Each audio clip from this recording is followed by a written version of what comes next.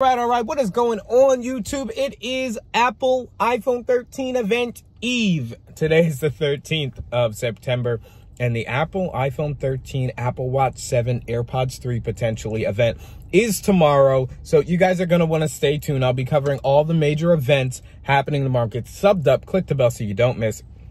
It's been a wild weekend. There have been a ton of leaks. Even this morning, Monday morning, the iPhone 13 cases just leaked, kind of semi-confirming the colors, even though Apple likes to do kind of a two-tone thing with the colors.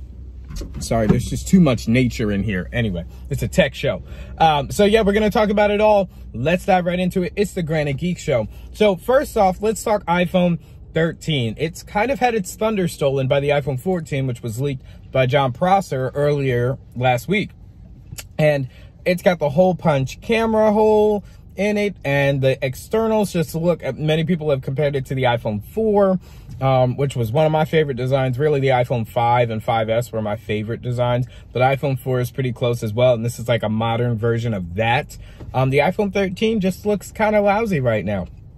So, but this is what Apple's going to give us, so it's kind of what we got to take right now. But I'm pretty sure that's going to hit their sales a little bit. Some people will say, oh, I'll just wait for the iPhone 14. I'm chewing a mint. I'm taking forever there too.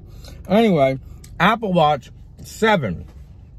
So we know everything about the Apple Watch 7 basically at this point, what it's going to look like, taking on that form factor, that design language that we've seen in the iPad Pro since 2018.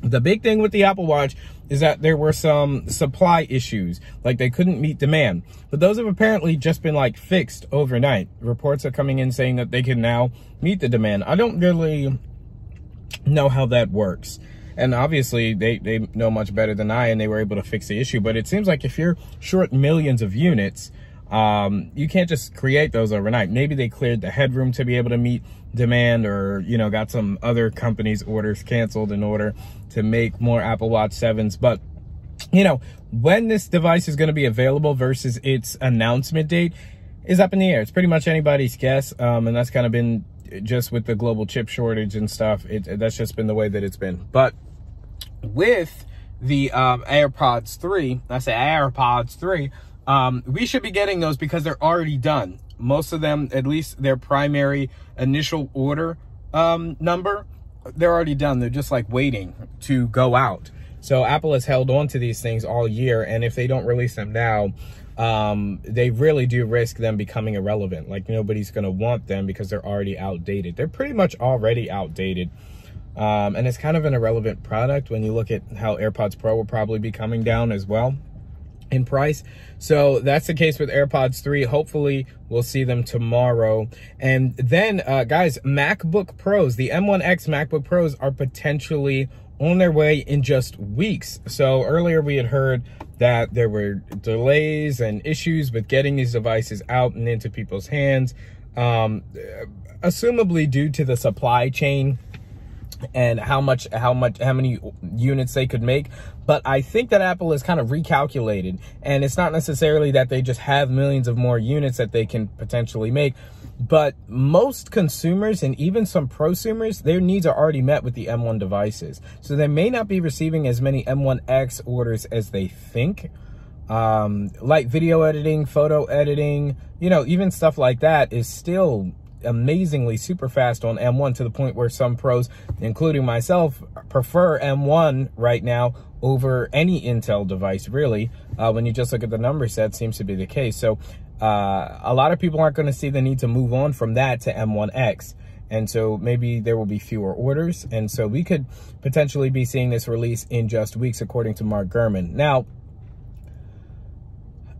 this does not tell us when the announcement will be, but I'm assuming because it's so close to the iPhone 13 event, there will be no like major event announcement for the M1X MacBook Pros and stuff, even though they absolutely should. I mean, their engineers have probably poured so much time and effort into all these core counts and the new redesign, because apparently it's going to look different as well.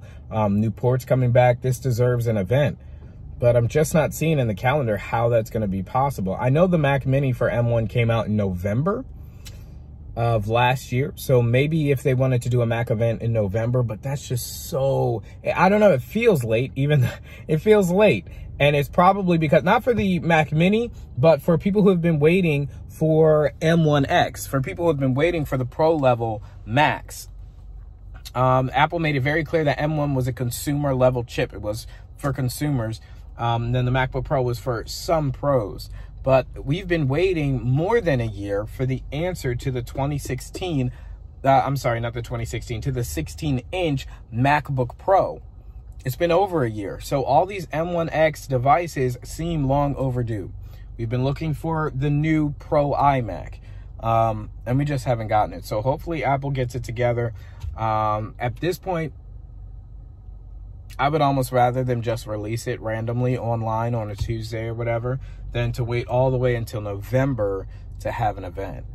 Trying to get those Christmas sales. So that's kind of the deal. Tomorrow is the big day. So if you're excited for that, guys, leave a like on the video and subscribe. Click the bell so you don't miss. I'll be covering the biggest developments from the Apple California streaming event. And also follow me on Twitter, as I'll kind of be live tweeting a little bit about the event as well. So thank you guys so much for watching. I'm Chris Grant Jr. It's the Grant and Geek Show.